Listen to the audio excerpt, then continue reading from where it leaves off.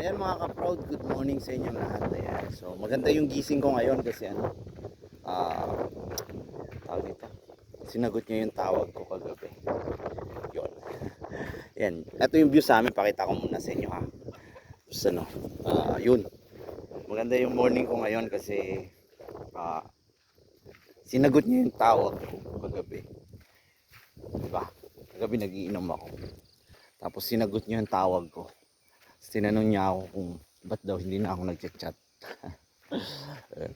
So sabi ko sa kanya, wala, busy lang ako. Pero ganun talaga ako. Hindi na ako nag-chat kapag sinabi kong mahal kita. Tapos hindi ka kagad nag-response. Iniiwasan ko na lang para iwas sakit ba. So ayan, magbubukas pala ako ngayon ng turil ng baka, no? Tapos kasama ko yung iring. Ayan. Tapos may mga iro. So ganito lang yung buhay ko dito. Solo ko dito, no? Solo ko dito. Ako lang yung nag-iisang naninirahan dito sa Mount Bantayan na sinasabi ni Atatado Angelo. Ayan. Pero masaya naman ako. Hindi ako nalulungkot. Kasi lagi ko siyang iniisip. Yan. So yun nga. Naka-jacket pala ako ngayon kasi malamig kanina, pero mamaya barin ko na to kasi mainit na eh. Kinikilig kasi ako sa kanya.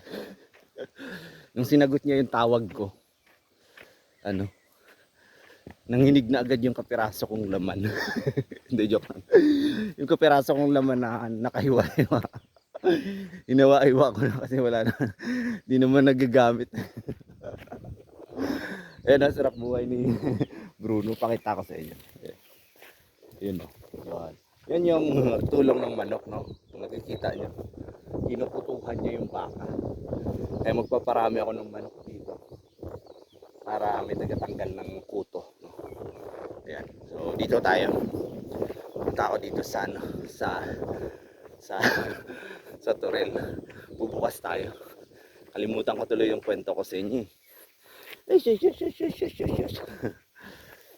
Ayan. So sa susunod siya na yung haharutin ko dito. Wow.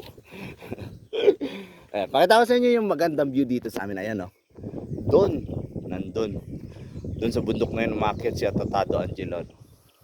Shout out sa kanya. So shout out sa mga nagba-vlog, sa mga nagko-content dyan. Iwan lang kayo ng bakas dyan para mabalikan ko kayo pag may signal na ako. Kasi wala akong signal eh. Walang signal yung smart, pero bumili ako ng globe. Ayan, shout out kay Idol Gab. Bumili ako ng globes. Ay, nangutang pala. Nangutang ako ng globe kay Gab Store. Sa Gab Store sa Mabunga.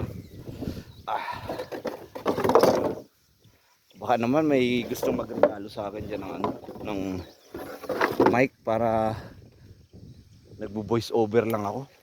Nihingal-hingal kasi ako eh. Nihingal-hingal ako. Yan mo, ang daming ibon. Yun. Ayun. Bukas na. So, yun. Ito yung trabaho ko dito. Pagkabukas ko nito,